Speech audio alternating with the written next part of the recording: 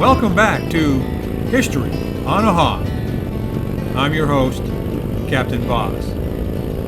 Well, I've been on a road trip through the Midwest, heading towards the annual Sturgis Motorcycle Rally in the Black Hills of South Dakota. And along the way, I decided that I would take a look at the life and career of Wild Bill Hickok, the most celebrated gambler and lawman of the Old West.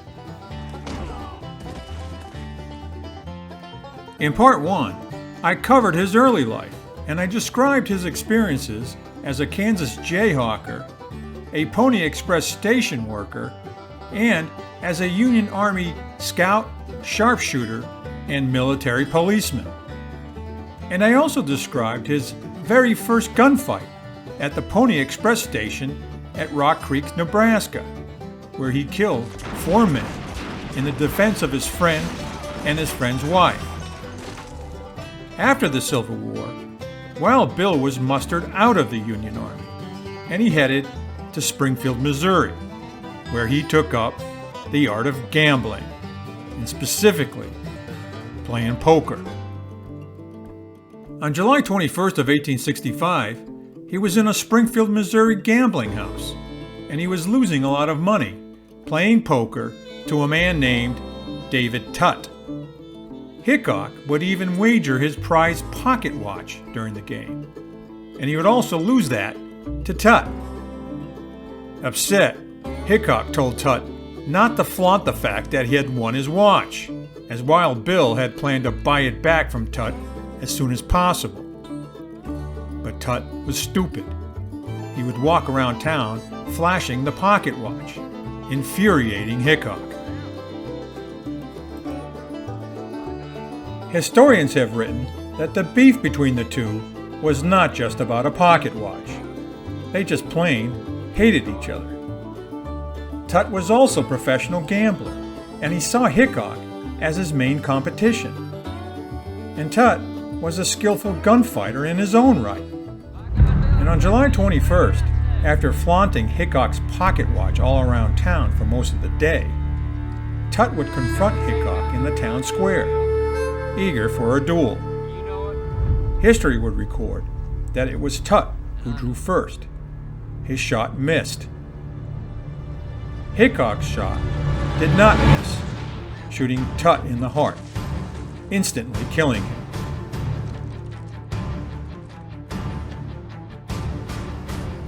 It's been well established by historians that this gunfight was the very first quick-draw gunfight that ever took place in the Old West.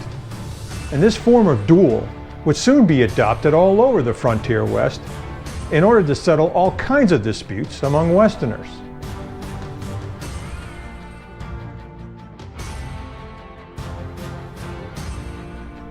Hickok was arrested for murder and then tried by the courts.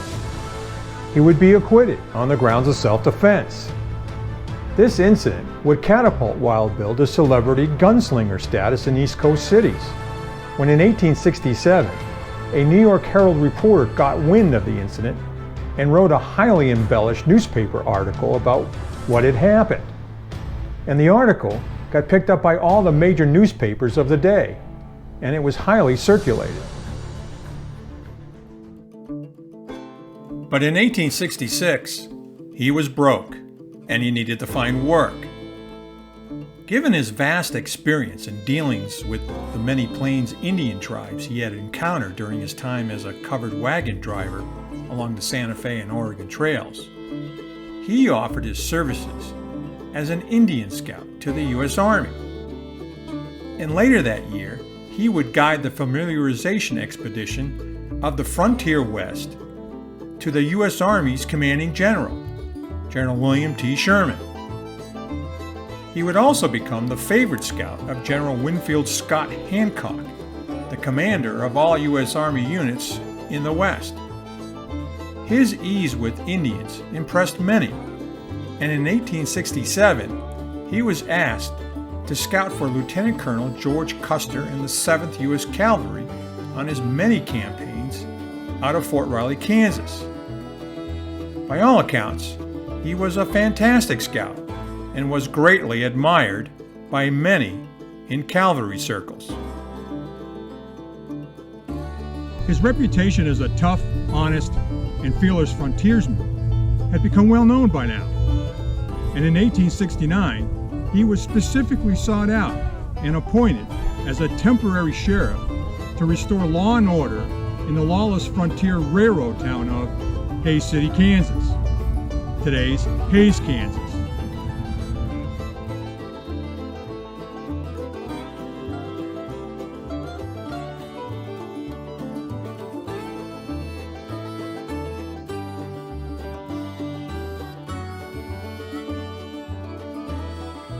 Hays City was founded in August of 1867 as the Union Pacific Railway worked its way westward. The town was named after Fort Hays, the Army's military post strategically located in this area.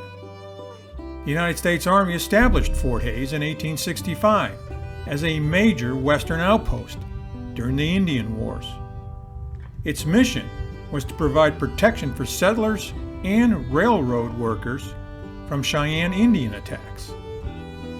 As a railroad boomtown, Hays City's lawlessness was getting out of hand, and it was the commander of Fort Hays and the 7th U.S. Cavalry, Lieutenant Colonel Custer himself, who had advocated with U.S. Army's frontier senior commanders to have Wild Bill appointed as the town's new temporary sheriff.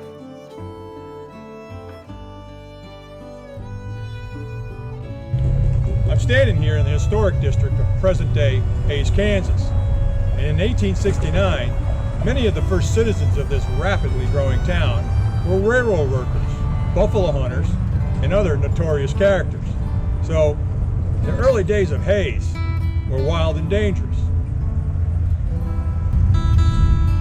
And the soldiers from nearby Fort Hays also added to the mix.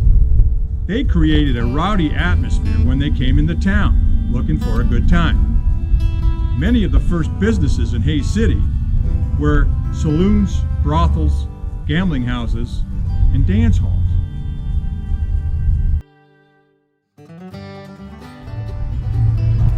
This led to numerous skirmishes between some locals and the soldiers, and these fights only added to the reputation that Hays City was a rough, end of the railroad tracks kind of town.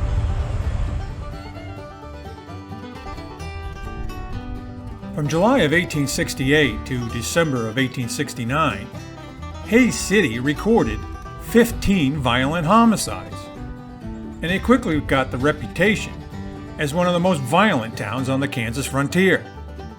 Wild Bill was hired by Custer to restore law and order by any means necessary, and Wild Bill got right to it.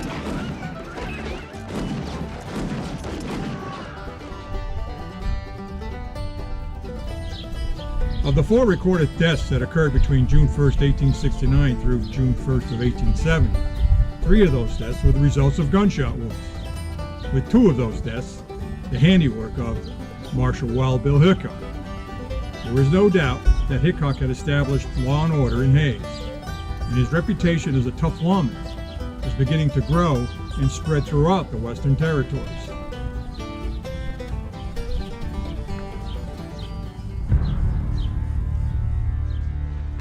But his violent methods to restore order began to concern and even shock many of the townspeople. In November of 1870, local elections were held in the newly established county. Hickok, who was still on an appointed sheriff's commission from the Army, threw his hat into politics and ran for the county's sheriff's office outright. But he lost his bid for a full term to his deputy, who won the election.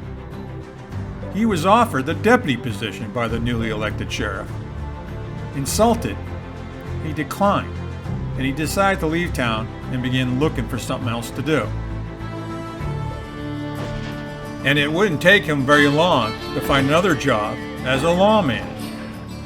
Kansas was a very rough and violent state during the 1860s and 1870s, the very paradigm of Old West frontier life. In Abilene, was at the very epicenter of this kind of lawless frontier town.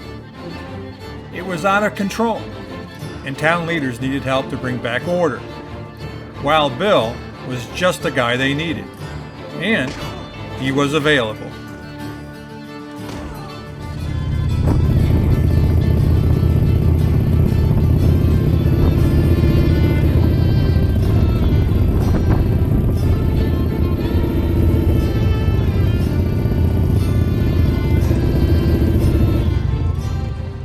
Abilene was a major cow town, the end of the line along the Chisolm Trail that began in Texas.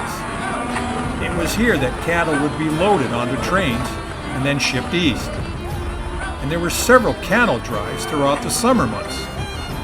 When horny and thirsty cowboys reached Abilene, they were all looking for a good time, and they would let loose. Usually, this meant heavy drinking at the local saloon.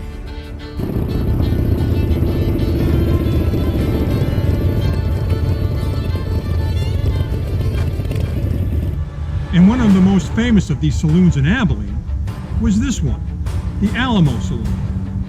And Wild Bill's most famous gunfight would happen here, in Abilene, in front of the Alamo.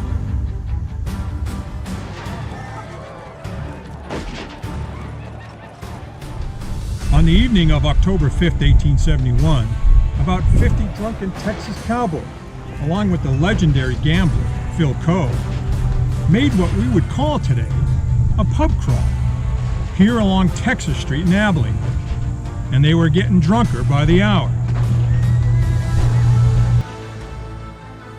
Public drunkenness did not violate any town ordinance back in those days, so no harm, no foul, thought Hickok. But the problem was, Coe and the cowboys were armed, and Marshal Wild Bill Hickok had warned them against carrying any firearms within city limits. By 9 p.m., the hard-drinking crowd had reached the Alamo Saloon. Suddenly, a gun went off, disturbing the quiet of the evening, and in no time, Marshal Wild Bill Hickok arrived on scene, demanding to know who had fired the shot.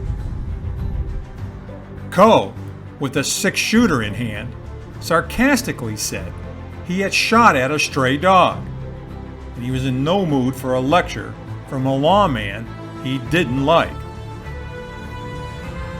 Before the marshal could say another word, Coe pulled out a second six-shooter and fired twice at Hickok, one striking the sidewalk, and the other cutting through the tail of Wild Bill's coat. In response, Hickok didn't waste a second. He drew both of his own six-shooters and returned fire towards Coe. Two of the bullets struck Coe in the stomach, mortally wounding the gambler. Hickok, standing in the glare of the kerosene lamps and surrounded by an armed and rowdy crowd, caught a glimpse of another man in the corner of his eye, running towards him, and thinking that it was an armed cowboy gunning for him, he instinctively swiveled and fired a third volley, striking the man down in mid-run. To his horror, he soon discovered he had accidentally shot and killed his friend and deputy, Mike Williams, who had served with distinction on the Abilene police force with Hickok. Afterward, Hickok raged through the streets, clubbing and disarming would-be troublemakers, and within an hour, Abilene was quiet, like a ghost town.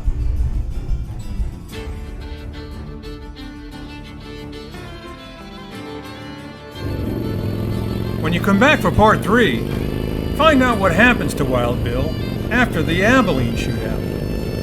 His confidence forever shaken. See how his despair and depression leads him on a path to the gold fields of the Dakota Territory, and with his rendezvous with destiny in Deadwood. Next time on History on a Hawk.